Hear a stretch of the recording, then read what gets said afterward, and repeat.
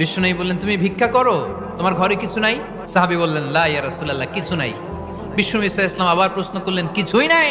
সে বললেন, হ্যাঁ আছে, একটা জামা আছে, জামা, আর আছে একটা পানি খাওয়ার জগ। বিষ্ণু বললেন, দুইটা নিয়ে আস। সাহাবী রাদিয়াল্লাহু তাআলা আনহু জামার জগ নিয়ে এসে বিষ্ণু ঈসা ইসলামের হাতে দিলেন। বিষ্ণুনবী জামার জগটা ধরে বললেন, কে আছো আমার সাহাবীদের মধ্যে এই দুইটা জিনিস কিনতে চাও? এক সাহাবী দাঁড়িয়ে বললেন, ইয়া রাসূলুল্লাহ, এই দুইটা জিনিস আমি 1 দিরহাম দিয়ে কিনে নিতে চাই। এর চেয়ে বেশি দাম দিয়ে কেনার মতো কেউ আছো নাকি?